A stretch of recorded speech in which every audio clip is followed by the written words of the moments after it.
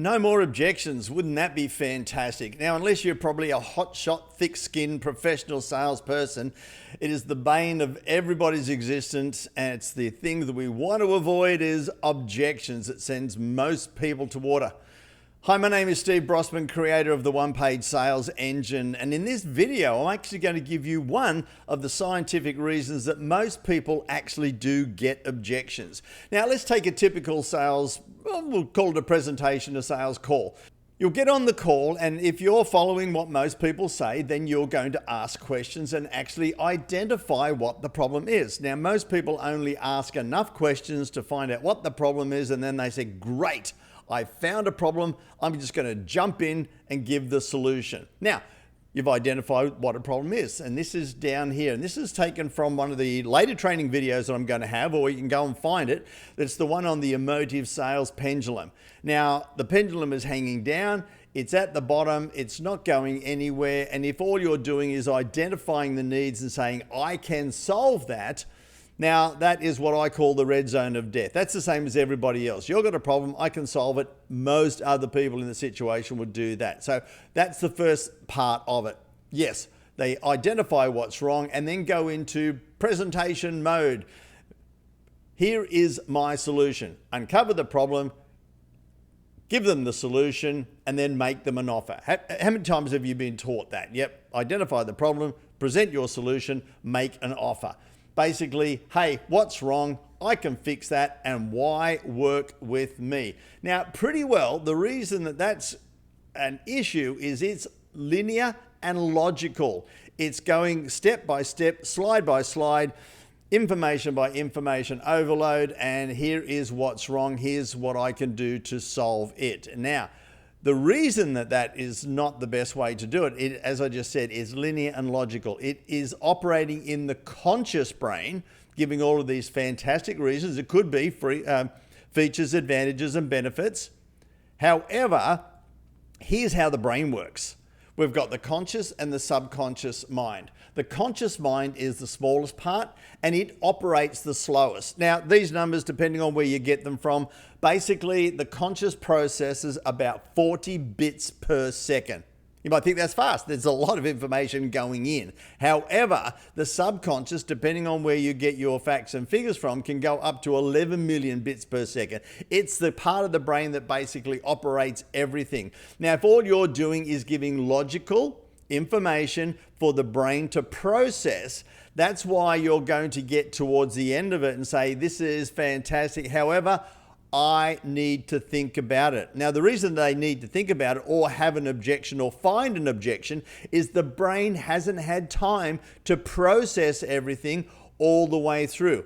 So if you're going with some fantastic information, and it's going into their conscious mind, then you're going to get the I need to think about it or get an objection so they can actually walk away.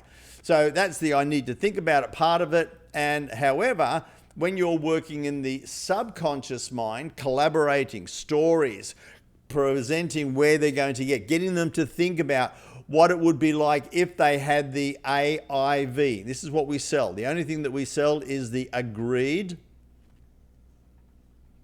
implementable value. Now, most people will be trying to sell the box value.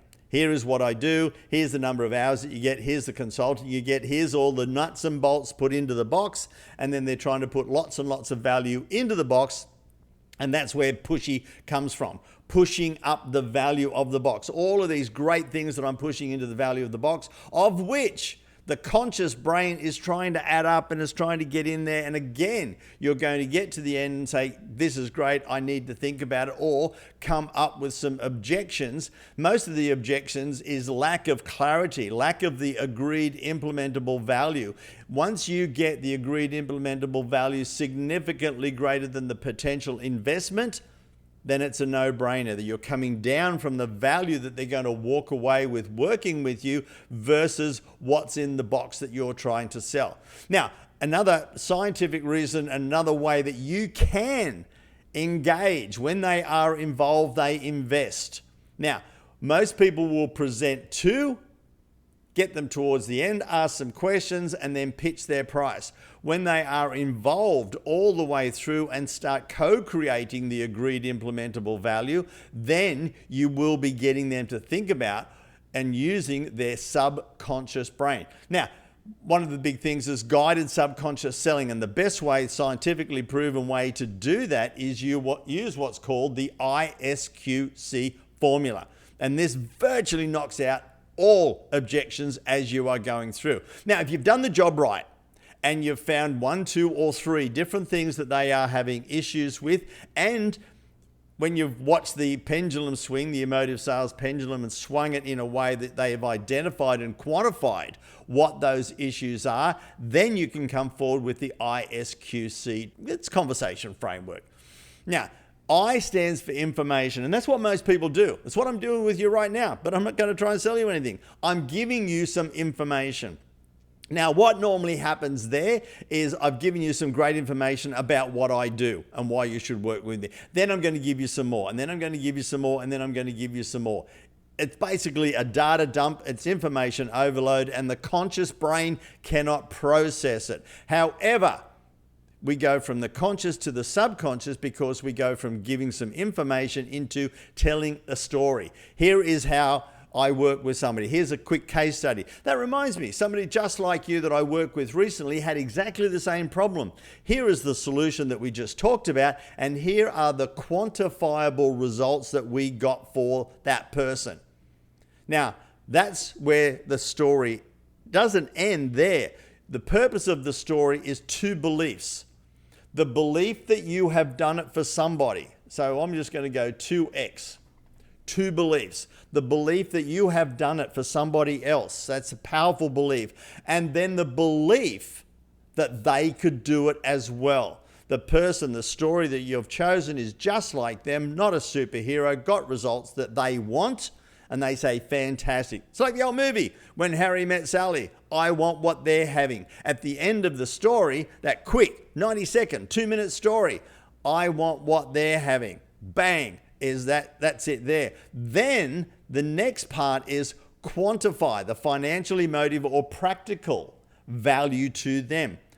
Let's go, Bob. Hey, Bob, can you see this working for you? How we did it for Jim and his company. Yeah, I could see that working for me. Great, fantastic. If we were to do that, what would it mean to you on a monthly, annual basis? So you're actually quantifying the financial and or emotive value. You're collaborating with them. You are getting them to think and quantify the agreed implementable value, and fantastic. This is great. Then don't leave it there. Then the last thing is confirm and create.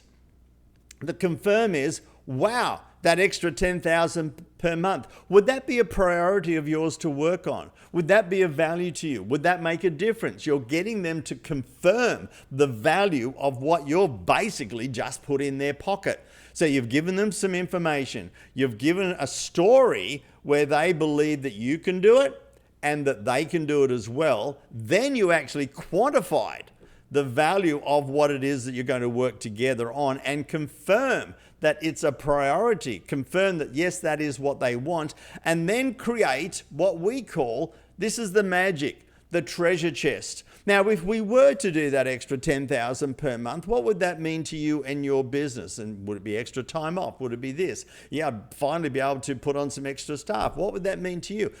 Be able to get home and have dinner with my family.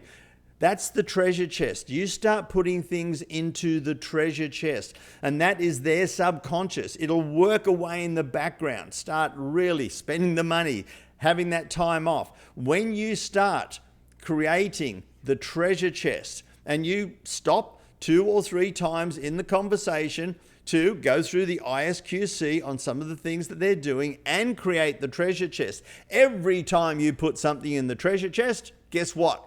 The subconscious goes into overload.